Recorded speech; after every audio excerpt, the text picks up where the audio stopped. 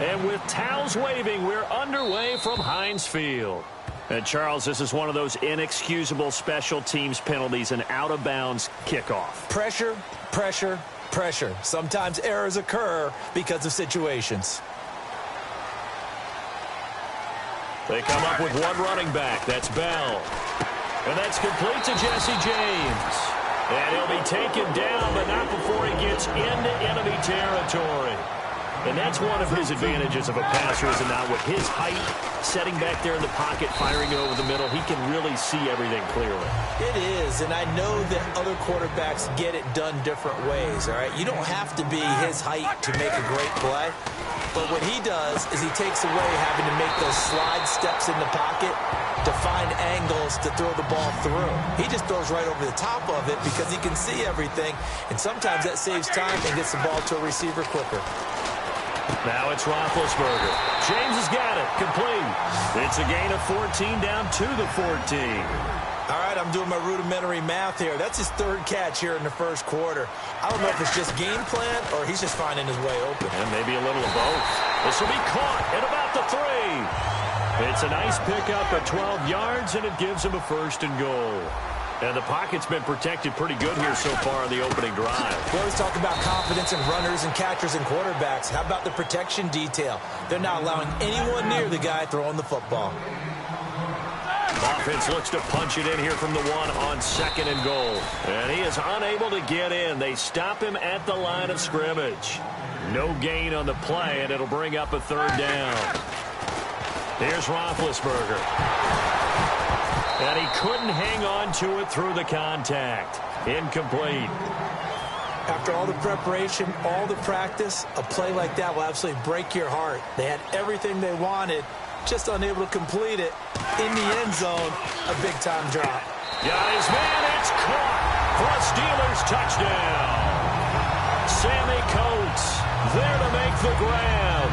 And the Steelers have taken a first-quarter lead. Big 4th down conversion for the score, and the defense, that is a tough pill to swallow. Big time for them. How about them just deciding to go for it on 4th down? And, okay, forget the field goal, because that looked like an easy 3 points. Yeah, you might have had a defensive breakdown in there, but they pressed the issue and found a way to get it into the end zone. Give them big credit for that. Boswell now to kick it away after the touchdown. It's a short kick, taking it to 15. And they're going to start this drive in pretty good shape as they get it up past the 30.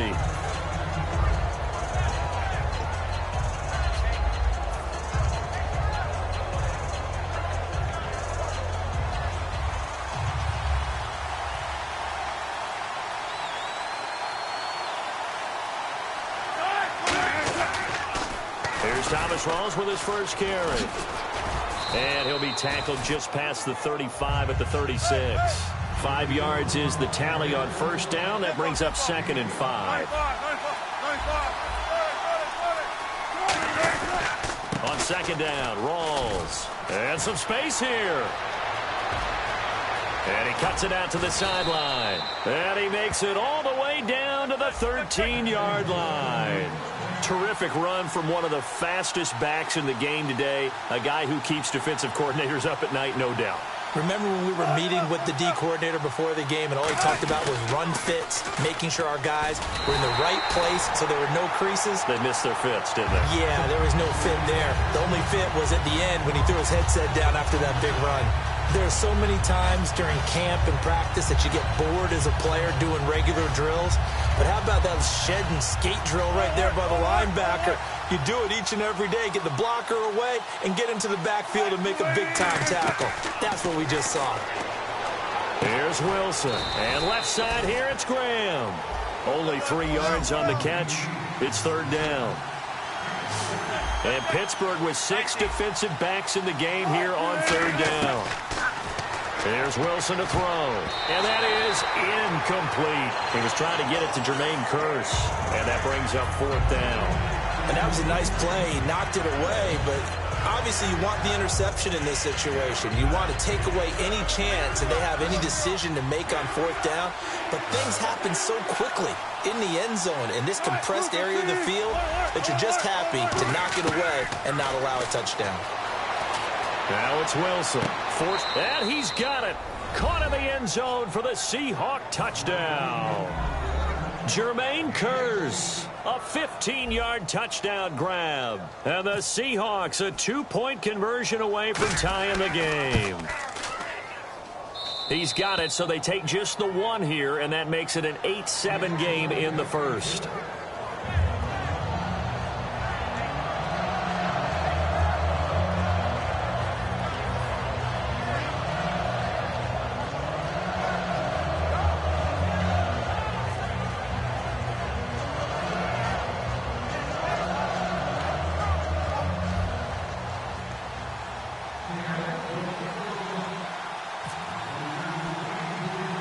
Hauschka now to send this one away following the score. This will be taken short. And they'll be set up pretty nicely here as they have it up to the 35-yard line. And Pittsburgh getting set to take the field. And that last drive, a long drive, but not just that. They had a great air attack going. Do they stick with that? I would think that they would, because if they were competent enough to do it on the last drive, starting backed up in their own territory, why would you change anything? They've got to be confident about what they're presenting and continue to do so. Yeah, because the secondary, they really look clueless. And that was amazing because that drive went and went, no adjustments, and no big plays by the defense to knock the ball away. And he just falls short down at the 1-yard line. And now the Seahawks are going to take a timeout here on defense. They'll have 2 remaining as we step aside here in this first quarter.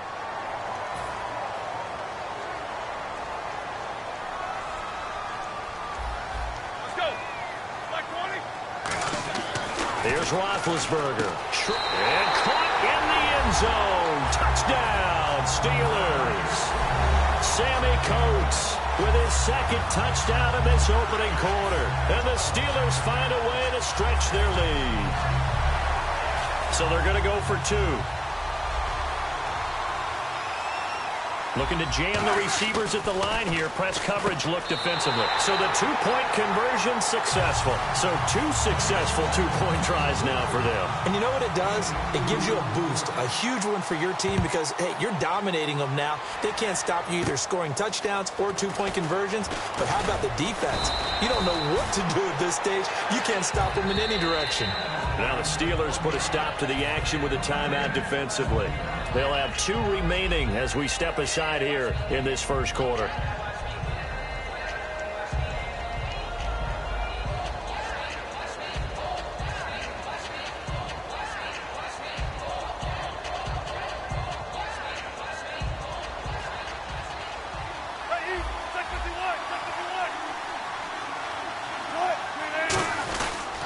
They start on the ground with Rawls. And he'll get this up to about the 40. A nice run there, 9 yards, and it'll be second down. I know the toss play begins with the guy taking the snap and turning around and tossing it to the runner. But where the real intrigue is, can they seal the edge, whether it's an offensive tackle or a tight end in the direction they want to run the football?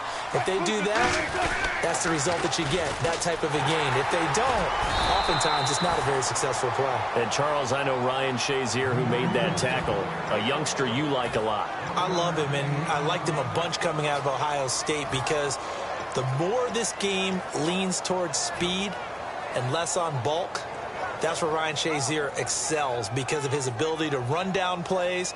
If anything goes away from him, he'll chase it.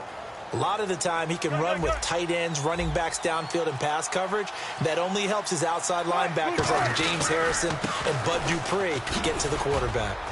And a good pickup there. He gets about 6 up to midfield. So they run it on second down. Now let's see what third down brings here for the offense. Good, strong run against the 3-4 set. And that 3-4, you've got to have you guys up front eat up a lot of blocks. The guy playing over the center, the nose, he usually has to take on double teams. But when you're able to successfully move him, you're often able to get some yardage. And that's when linebackers have to clean up and make tackles.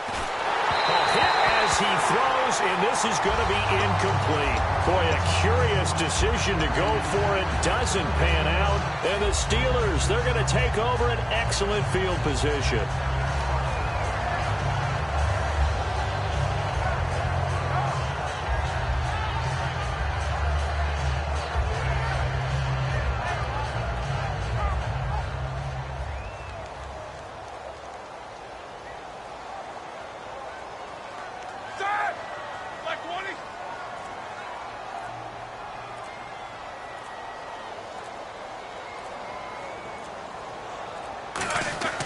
Throwing now, Roethlisberger on first down. Flush to his right, and his throw here is incomplete. Antonio Brown, the intended receiver, and it's second down.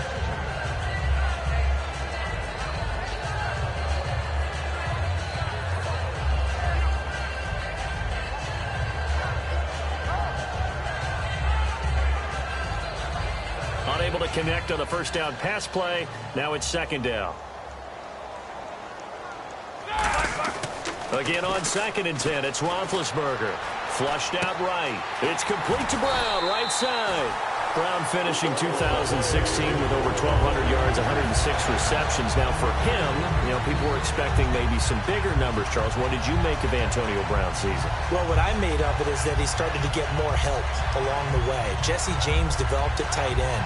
Once Le'Veon Bell got into the lineup, he started to catch passes out of the backfield and ate up a few numbers as well. So Big Ben had more targets to throw it to.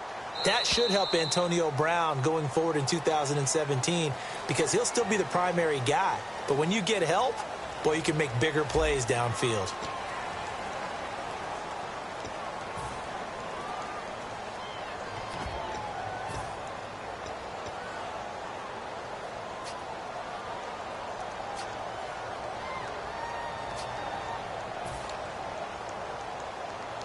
Fresh set of downs here.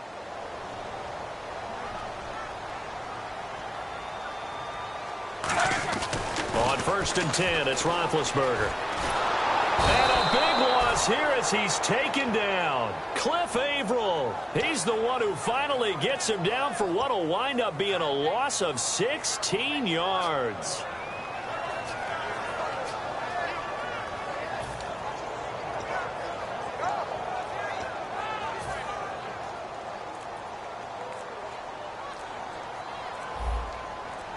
They come up with one running back. That's Bell. Eluding the pressure right. This will be caught by Brown. A good pickup there. 18 yards as they get closer for third down. So in the second quarter, he's already up over 100 yards receiving now. And isn't 100 the magic number for a really good game for a receiver? So he got a chance to really shatter that and have a profound effect on this game. And no field goal try here from the red zone offense out there. They'll go for it on 4th. He wasn't the primary target, but I think it was almost like a check-down situation, wasn't it? Yeah, hoping he can break some tackles, a big tight end, but he couldn't do it. Yeah, get it to that big frame and hope he could scatter some bodies, unable to get it done. That incompletion, Charles, gives me a chance to put you on the clock real quick. NFC teams last year that did not make the playoffs that might make a push this coming year. Well, 3 that come to mind right away that we thought were going to be in 2016. Minnesota, remember the start they got off to before that didn't work out so well for them. Arizona, we thought they were a lock to be in the playoffs. In fact, many of us called them Super Bowl contenders. And Carolina, the defending NFC champs going into last season, they didn't make it. So I think that all 3 could return to former glory. I'm going to give you one way off the pace here. You ready? Let's go. The Los Angeles Rams. Ooh. They get the young quarterback going and that defense continues to live up to expectations. They can make a real strong push in the West. They've got the deep. Into a double team and it's intercepted. Picked off William Gay. And they take possession.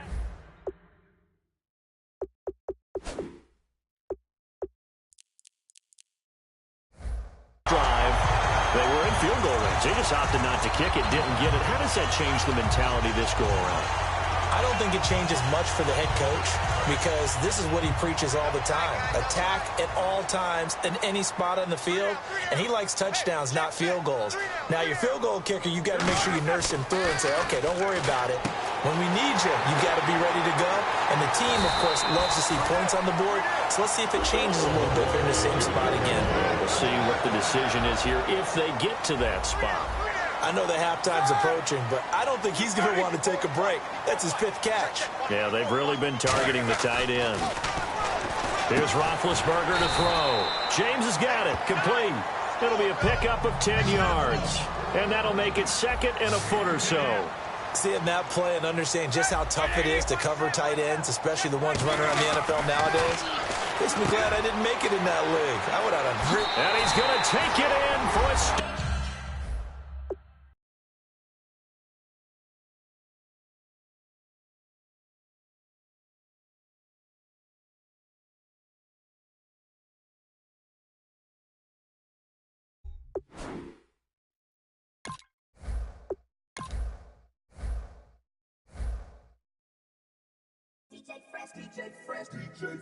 Now I've been in New York,